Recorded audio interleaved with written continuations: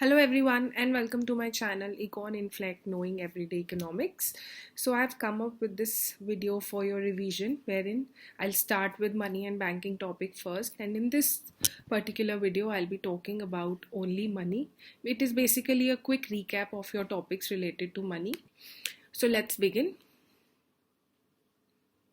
We have money and banking as per the curriculum for 6 marks, including all these topics. And in this video, I'll referring only to the money and related aspects topics. So money is basically commonly accepted as a medium of exchange. When you go to the market and buy something, the value of a commodity is measured in terms of money, and you buy it, and in exchange of that, you pay money. It is a legal tender money. Nobody can refuse to accept the money in exchange of goods and services that you buy. So it is a legal sanction of the government.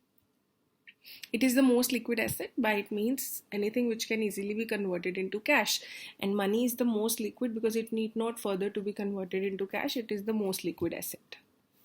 It performs other functions like measure of value, which means any commodity can be measured in terms of money. You can also store your wealth in terms of money, and you can also engage into future transactions in terms of money. It includes both limited and unlimited legal tender. Coin of any denomination not lower than 1 rupee shall be legal tender for any sum not exceeding 1000 rupees.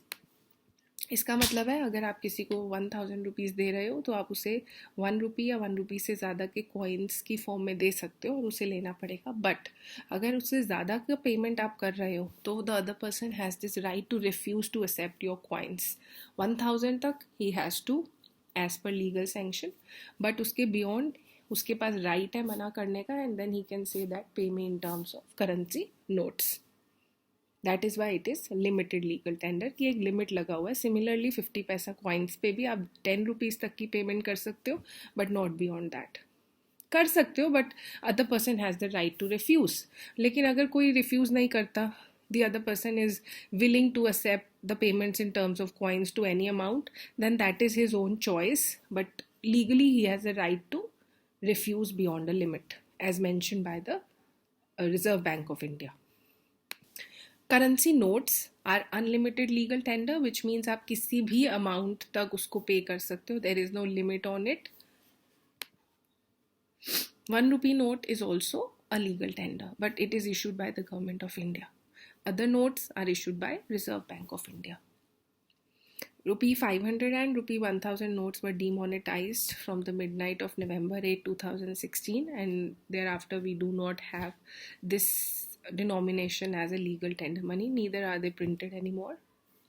Then we have full bodied money, which is where the money value of a money, the face value जो उस पर लिखा होता है, अगर 2000 rupees का note है तो उस पर 2000 इंस्क्राइब्ड है, तो that is its money value which is equals to its commodity value. Then it is a full बॉर्डर्ड money, for example gold coins और सिल्वर कॉइन्स. क्रेडिट मनी और bank money is something where in money value is more than the commodity value. जैसे currency notes है, note in self is made of paper which has less value, whereas the money value is higher. उस पर 10 rupees लिखा है तो it will be worth rupees 10. 2000 लिखा है तो it will be worth rupees 2000. So this is where money value is greater than the commodity value. Then we have fiduciary money, wherein it is accepted as money on the basis of trust. अगर मुझे किसी को payment करना है, I can pay them in forms of checks. But the other person, if will trust me, can accept it, or he may refuse to accept check and ask for payment in terms of currency notes or coins. So this is what fiduciary money is, and it works only on the basis of trust, which again is not a legal tender because other person has the right to refuse it. Then we have fiat money, which we think as cash or metal coins. That is a legal tender money, is fiat money only. And high powered money or reserve money or monetary base is the money issued by RBI and can be held by the public or commercial banks.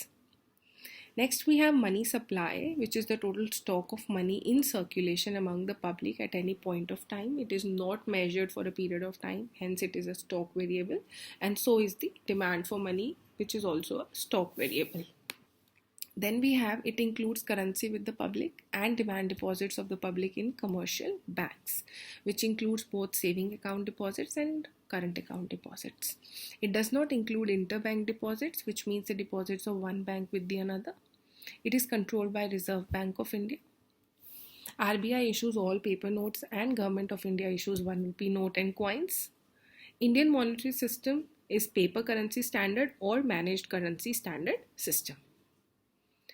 Now, depending upon what types of bank deposits are being included, there are 4 measures of money supply. First is M1, which is the narrow money supply, which includes currency held by the public and net demand deposits held by the commercial banks.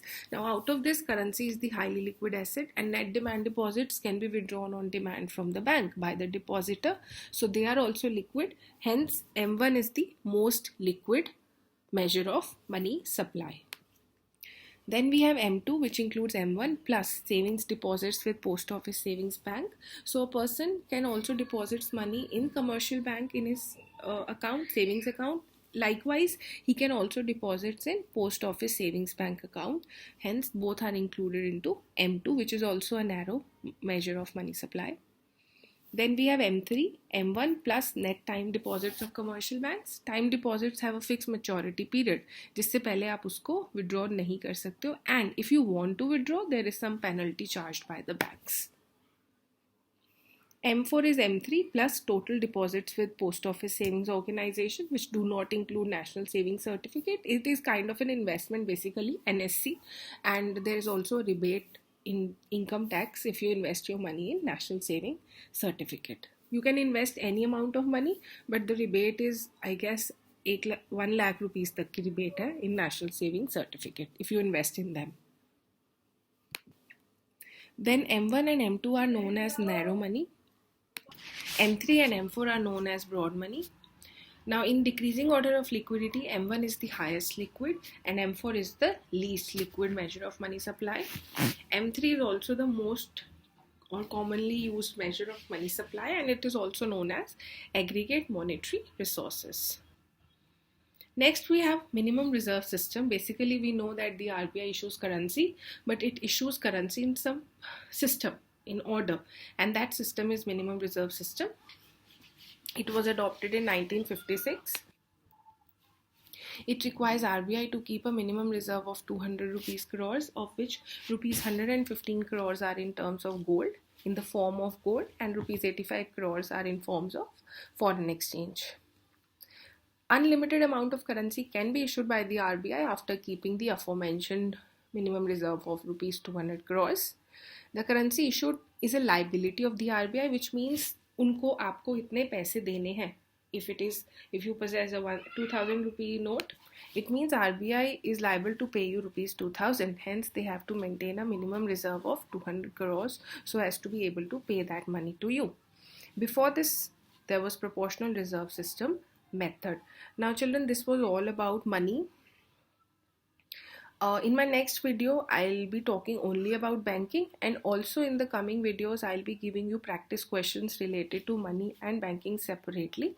If you really like my video, please hit the like button and comment if in case you have any doubts related to money topic, and also subscribe to my channel. Happy learning, children, and all the best for your pre-board exams as well as your board exams. Thank you so much.